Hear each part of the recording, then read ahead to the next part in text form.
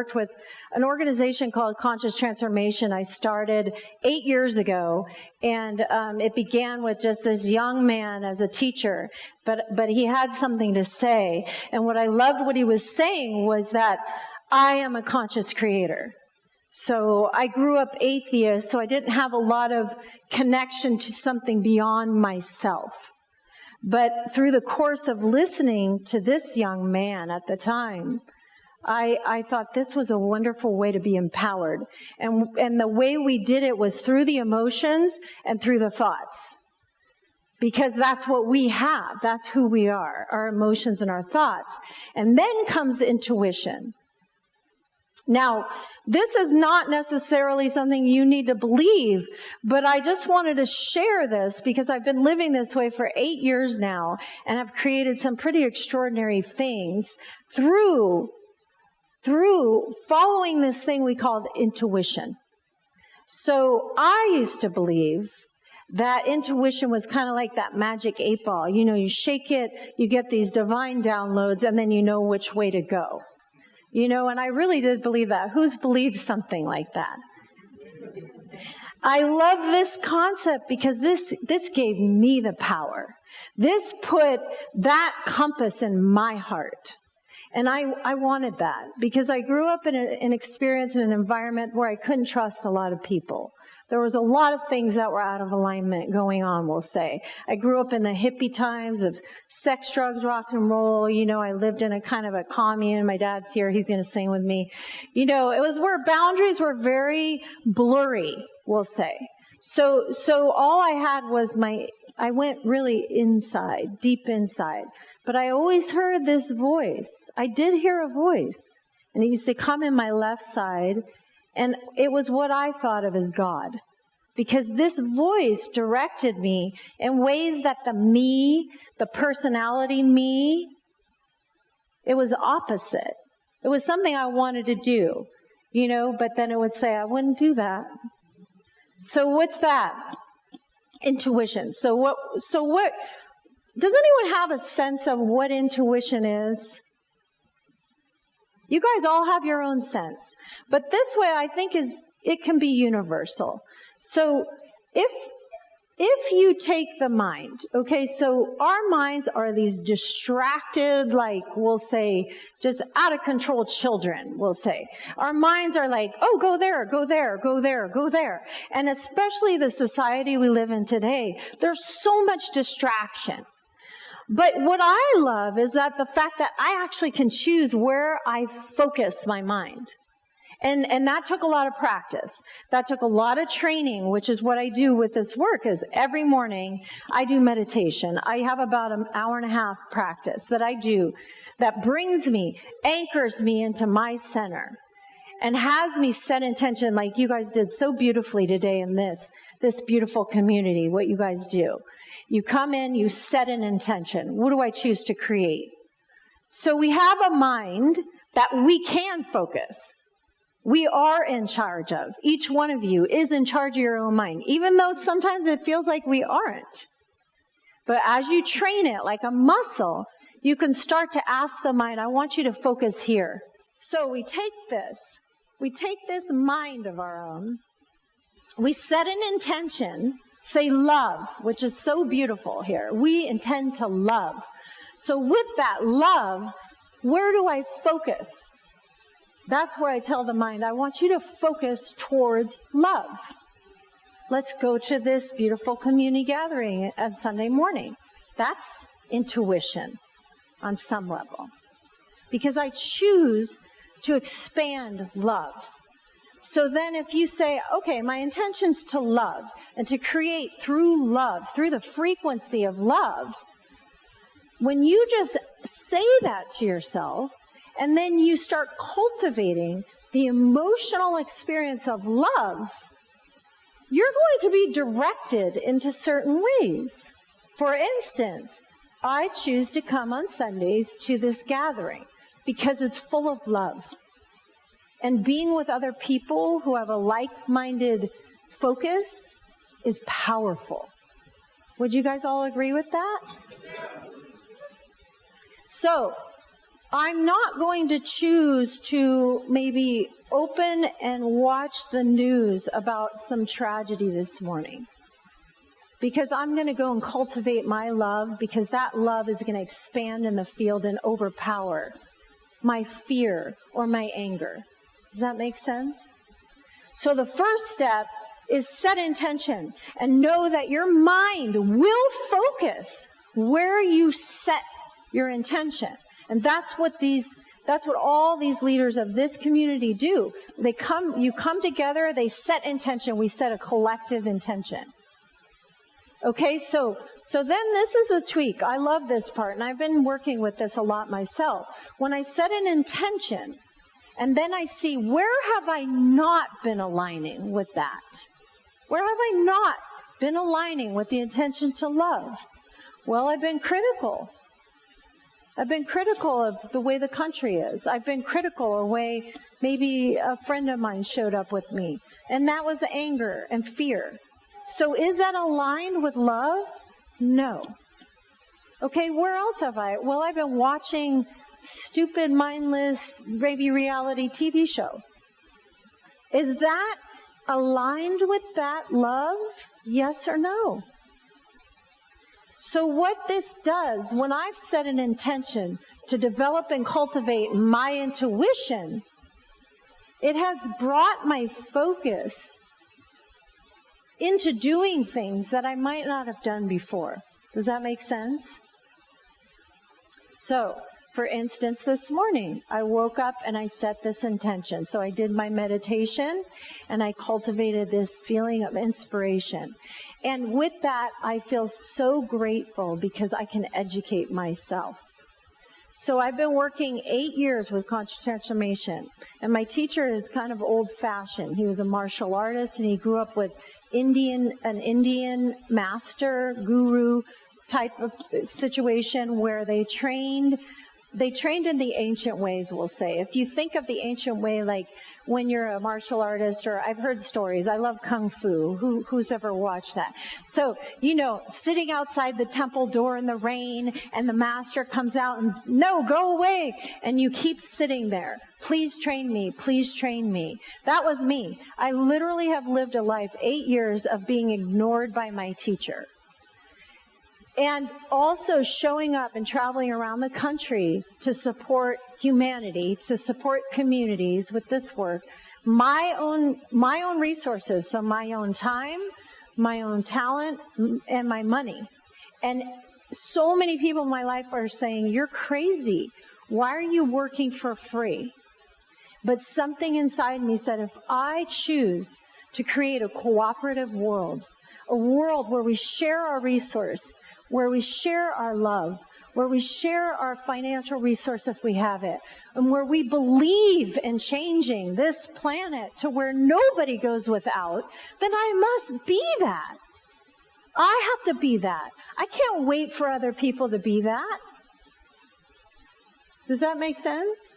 So here I am, 8 years, and doing all this work for my teacher for free, without even acknowledgement or a thank you. This was not easy, I'm not saying, but I knew intuitively I was stripping my ego. I was stripping the need to receive anything in return for the love that I gave freely. I knew it and I believed it. I kept believing it. And I'm not saying I didn't always believe it, because it was excruciating at times to go and balance between being that human and how our society says it has to be. Well, if you work, you need to get this. Or if you're this, if you're successful, you get this approval. Or if you're, to be a successful musician, which I was a professional musician before then, you have to be famous.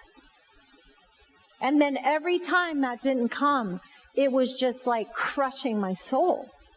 But something deeper inside of me said, be the change that you wish to see in the world. I need to be it first. I need to love first. So I kept showing up. 8 years. And just 3 weeks ago, my teacher invited me to be his personal assistant, which is the most trusted position there is. And he's getting more and more public, so it was as if everything, all the affirmation, because I was starting to doubt it, but it came through and said, just stay on course with your intuition to be love in the world and to give freely everything that I have. Now that doesn't mean starve, and be here. Like I'm creating my own income and whatnot. But my intuition, I aligned it with inspiration, divine love, and connection. These are the things that I chose to put as a focus and an intention to align me with intuition. Now, we go back. I can educate myself. So how did I educate myself?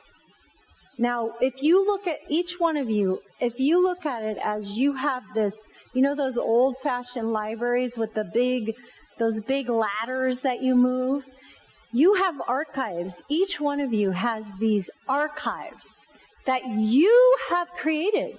You have stored information through your lives, each one of you, in alignment with what your soul is here to really create, whether you know it or not.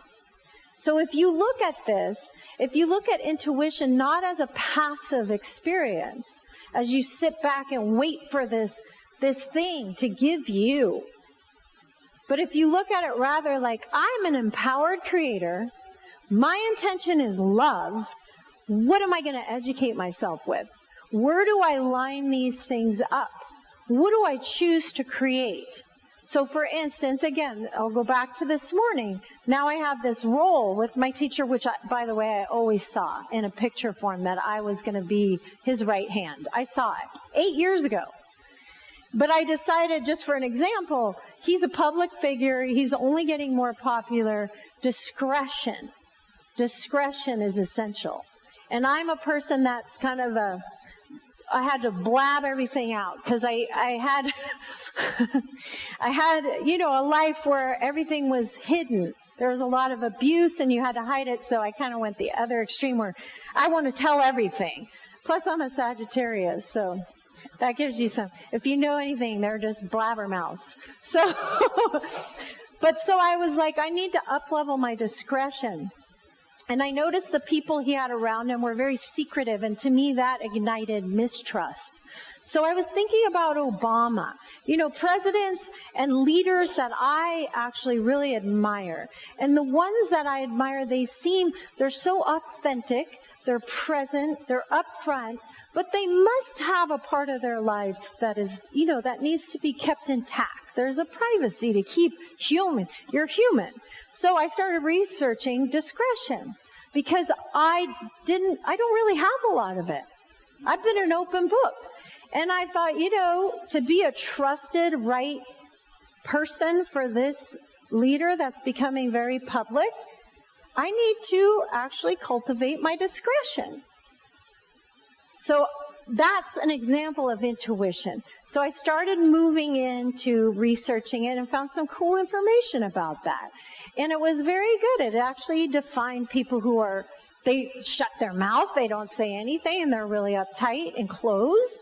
To the opposite, like I tended to be, is more like, blah, here's everything, to actually wisdom. And knowing and discerning what is essential to speak about, what may not be, and the impact it has on others. So I'm informing myself now of this discretion. And then this is where intuition comes in. I know the more I educate myself, there will be a time where there's a need for great discretion. And so I can go into my archives, the things I've studied, and I can take what I need. And it's already there, so that will guide me in the moment. Does that make sense? So for instance, if you all say you have love is your intention, and you begin to educate yourself and really start to focus in areas of love, will you be focused on what's wrong with the world? or what's very right with the world? Will you be focused on ways to nurture yourself and the talk that you have inside yourself, which you are by being here? Or are you going to focus on all the things you hate about yourself and how you wish you were more, thin or more wealthy or more beautiful or more famous? You're going to focus on doing things that align you more with love for inside and outside. This is intuition. So every single one of you, you can look at your lives and see the thread that has guided you to this moment. You can see it, and I invite you to look because it's all so important. On some level, you've already been moving through your intuition, and it brought you to this time space. Now you can sit there and say, well, my life is to retire and be with family. My life is to create a lineage that will go out into the world and make a difference. But what I invite you to do is look at your thread. Look at what you've chosen to educate yourself with, what you've done in your life, all those rich and beautiful experiences that make you you, and then just go one step further and say, how can I contribute to humanity through this now? What things can I do? If you just ask yourself, just close your eyes for a minute. Everybody close your eyes and take a deep breath in.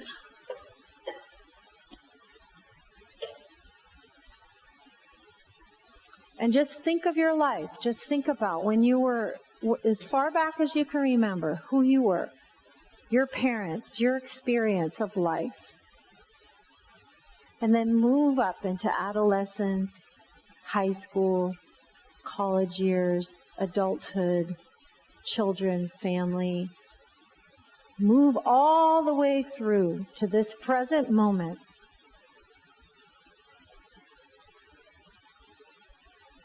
And get a sense of your essence and what you have been guided and what you've been chosen to educate yourself with and put in your archives. And with that, take a deep breath in. See yourself in that whole totality of this moment. And ask yourself, what is one thing I can do today that can make a difference for this planet and for the evolution of humanity? And the first thing that comes to your mind, take note of that. And take a deep breath in. Open your eyes when you're ready. Does anyone want to share what came to them? We'd love to hear it. It inspires others. Yes. Nice. Stay the course. I love that. That's awesome. Yes. Give hugs. Awesome. Anyone else? Yes. What really is sustainability? That's your course. Beautiful. I'm sure each one of you have it. If you didn't get anything now, ask yourself this each morning if you can, just for the next week. You're going to have a very different experience of your life. If you ask yourself and you choose to be an accountable, responsible human being, and you choose to be guided by love, you are changing the world. Each one of you. And don't think you're not. It's the time we need it most.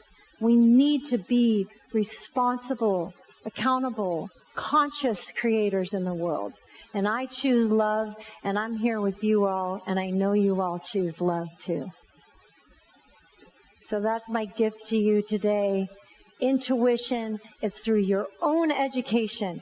You focusing your mind, focusing those thoughts, asking yourself when you're in a high state of love, what's the one thing I can do? Just pick one thing. Too many things, you don't do anything.